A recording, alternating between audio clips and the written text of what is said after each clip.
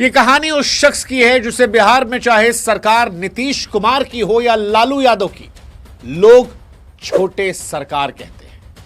ये कहानी उस शख्स की है जो सुशासन बाबू के नाम से ख्यात नीतीश कुमार के लिए भी उतने ही जरूरी और मजबूरी थे जितने जंगल राज के नाम से कुख्यात हो गए लालू प्रसाद यादव जी के लिए जरूरी और मजबूरी थी।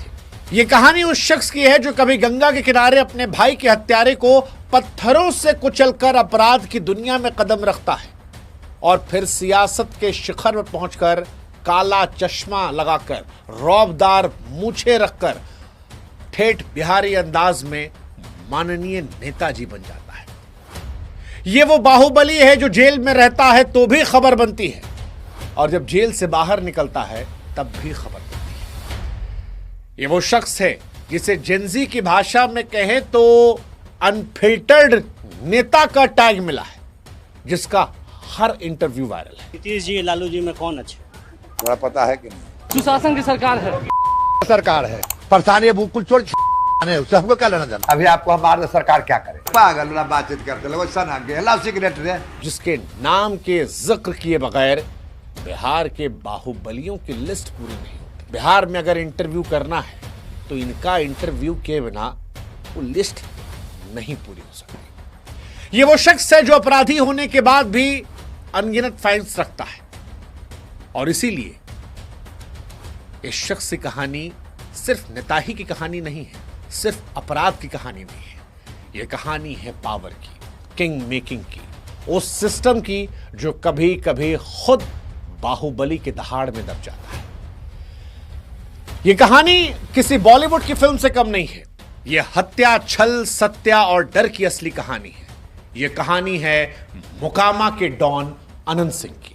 वो अनंत सिंह जो अपराध की अनंत गाथा को काला चश्मा लगाए ठेठ अंदाज में समेटे हैं, जिन पर हत्या, अपहरण, डकैती, फिरौती, AK-47 व बम बारूद रखने जैसे दर्जनों संगीन मामले दर्ज हैं, फिर भी रसूख ऐसा है कि बिहार में सरकार हिला सकते हैं। अनंत सिंह मोकामा के सिर्फ एक डॉन नहीं है, बल्कि उस गाथा को समेटे हैं जो बिहार की सियासत और अपराध की दुनिया को एक साथ परिभाषित करती है।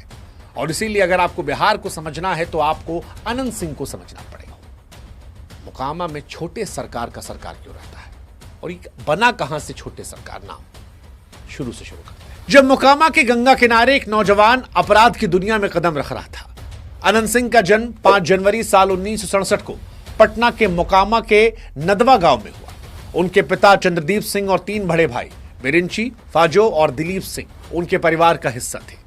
अनंत 4 भाइयों में सबसे छोटे थे।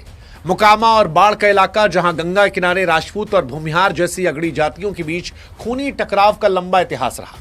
अनंत की करभूमि भी यही इलाका बना। ये कहते हैं कि अनंत का अपराध की दुनिया में पहला कदम तब पड़ा जब उनकी उम्र केवल 9 साल थी। हाँ जी, केवल 9 साल। 9 साल की उम्र में पहली बार वो जेल गए थे। लेकिन उनकी जिंदगी का असली मोड़ तब आया जब उनके सबसे बड़े भाई की हत्या हो गई। यह घटना अनंत के लिए एक टर्निंग पॉइंट थी।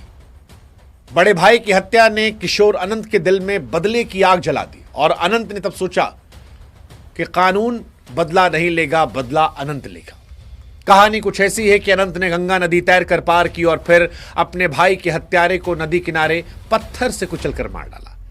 इस खौफनाक घटना ने अनंत को अपराध की दुनिया में एक नई पहचान दिलाई, लेकिन सजा से बच गए क्योंकि उनके भाई दिलीप सिंह उस समय मोकामा से कांग्रेस विधायक श्याम सुंदर धीरज के बेहद करीबी थे। 1990 में दिलीप सिंह खुद जनता दल के टिकट पर मोकामा से विधायक बने और लालू प्रसाद यादव की सरकार में मंत्री भी।